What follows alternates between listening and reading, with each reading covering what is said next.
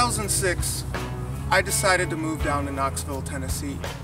There's a lot that led up to that decision. There's a lot that I had going on in my life that sort of led me to that decision.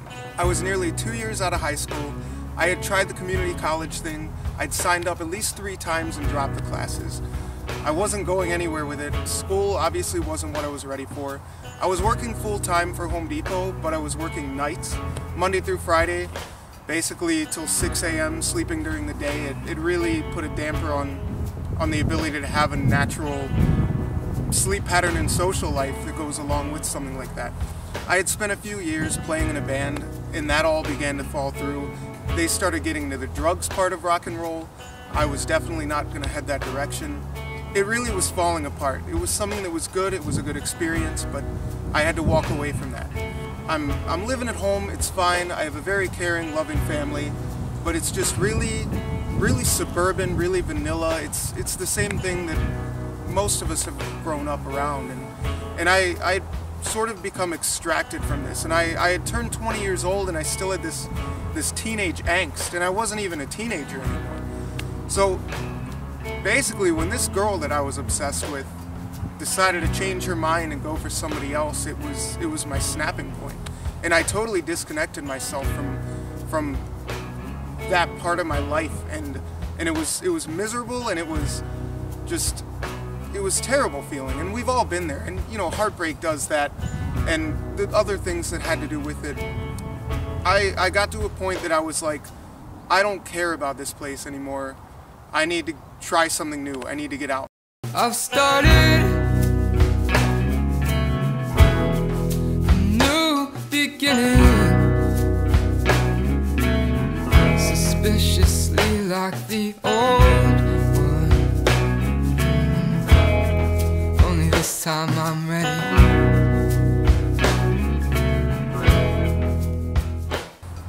So this sense of adventure had been sparked in me by a teacher that I had in an ancient civilizations class that I had only taken for a handful of weeks before dropping it, but there was one moment that I got hit really hard with something he had said, and it was a casual, off-the-line thing that he was just mentioning. And he had said that he and a group of friends had been out in Egypt at 19 years old, and he'd been lost, and he was trying to figure things out there, and it was just the scale of it. He mentioned it as like a funny moment of the past, but to me it was like I was 20. I hadn't even been lost like in Chicago. I needed that experience. I needed that excitement. I needed that story to tell.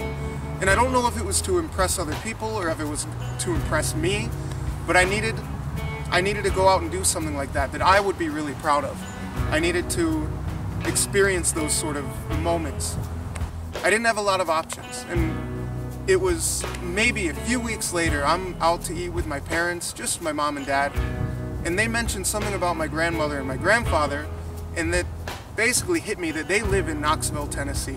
I didn't even know where Knoxville was. I just knew that it was really far away from where I was. And I thought in my head, I came up with this plan and this epiphany that I could get a hold of my grandma and be like, let me come live with you, please. Like, I want to get out of here for a while. I need this refresher. And I basically next day called her up, and it all went perfect. She was ecstatic to have me stay with her.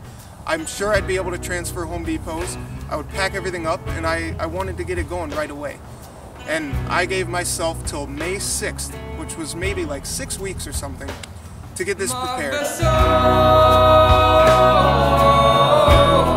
A final voyage, just to pick up a few things when I muster my courage. So I gave myself these 6 weeks so that I more or less wouldn't be able to talk myself out of it. If I kept this motivation I had at that moment because of all these bad things happening, I would be able to just grab hold and let it take me out of there. It was a really surreal concept to me, and it was liberating. It was the fact that I was going to step out away from, you know, further away on my own than I'd ever been in my life, and I had nobody to hold my hand. It was going to be like fight or flight, basically. I announced it to the friends that I thought would care, and I was disconnecting myself. I started uprooting, I started the process of walking out, walking away. And it was terrifying at times. It was really exciting most of the time, honestly, and I started to recognize this passion for adventure that I had in me. And I'd always kind of known it was there, and I just never really had taken the chance to embrace it. So these weeks go by, I start pulling the plugs, I'm saying goodbye to who I feel it's appropriate to, and I pack everything up, and before you know it, May 6th is there. I'm done, I'm switching Home Depots, I give myself a week to get things situated down there, and I take off. That afternoon, I got off work, I slept a little bit, and I was on my way like 3 p.m. on Saturday, May 6th, 2006.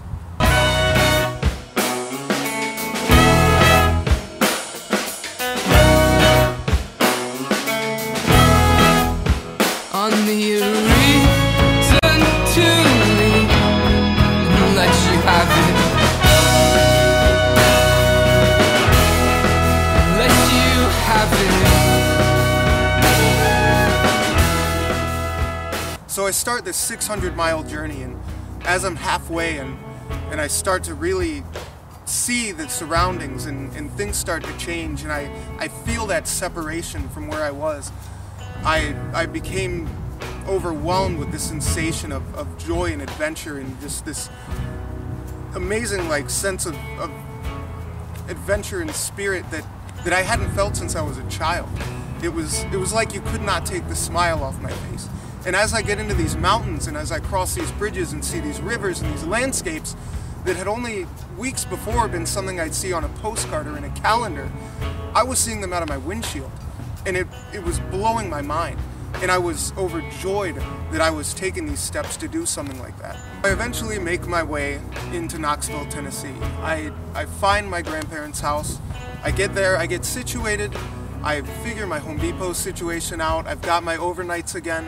But this time, for whatever reason, I decide my Monday through Fridays are going to be my Monday through Friday. My weekends are going to be my adventure time. So as often as I could, I would leave that Saturday morning I got off, I would be all packed, I would hop in my car, and I would head in whatever direction I had decided that week. And it was that freedom that basically was all I wanted to talk about, all I wanted to do. I was taking pictures, I was calling my friends and telling them stories, and I had all these things going on, and it felt incredible. And I became so proud of myself, and in this angst that I had, and these things I had left behind, all the bad stuff started to be buried underneath it. And that started to change me as a person. I need a reason to kick you like a bad habit. It's like a bad habit. I waited a month of being down in Knoxville before I decided to come back home and see my friends and family again. Now, this wasn't a permanent thing, it was a visit, and I really needed my mind to believe that on my way there. And I stopped in Louisville and Cincinnati and these cities that had only ever been a name on a map to me. And I got to see them and experience them and go out and take pictures and interact with the people and the environment. And by the time I got back home, nothing had changed. I had spent a month doing more than I had in a year back home. And now that I was there again, I saw why. I mean, I had left everything how I had and came back, and it was the exact same way. Nothing had really changed. My friends were still doing the same things. It was nice. It was refreshing knowing that I wasn't missing anything back home, but it was even more refreshing knowing that I could go out and do this and not miss anything. I was the one coming home with stories to tell. I was the one coming home with pictures to show off and stories of inspiration, trying to spread that to them. So the weekend goes by, I go back home, and I wasn't afraid of home anymore. I wasn't afraid of being locked in. Homesickness wasn't an issue. Homesickness wasn't something I needed to let bother me. I seem to embrace this freedom more than ever. I'm doing my weekend travel things, but it's like, why not dig even further? And I started taking trips out to the beach because I decided I wanted to go to the beach. I would drive that day, I would stay in a random hotel, and it was like, I had nobody to tell me no, I had nobody to entertain, it was nothing but me. And I wasn't out there trying to make friends and start a new life. I was out there trying to get to know me. I needed no distraction, and that's exactly what this was doing. I could leave work in the morning, I could drive into the Smoky Mountains and wander these trails and see deer and black bear and things, and like, it was incredible. It was something that I never imagined I'd be doing. And as I take these trips and I get to do these things alone, I did inspire some friends, and I had friends from home come and visit me. I had friends move to Myrtle Beach. I was able to meet them. I started making these connections.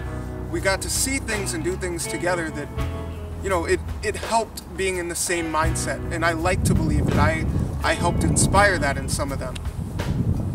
And now we look back and we have these wonderful adventure stories to tell and these great experiences we went through, and it's like, why not? There was no reason we shouldn't have done it, and we recognized that at the time, and that was perfect. Left the car on running.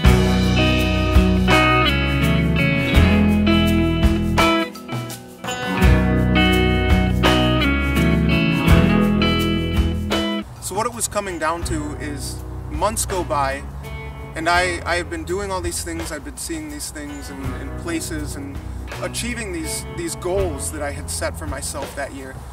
And I finally began to feel like it was time for me to head back. And it was then that I realized what it had done for me. It was then that I realized I wasn't afraid of home. I could go back and I could be proud of where I was at. I was happier than I'd ever been.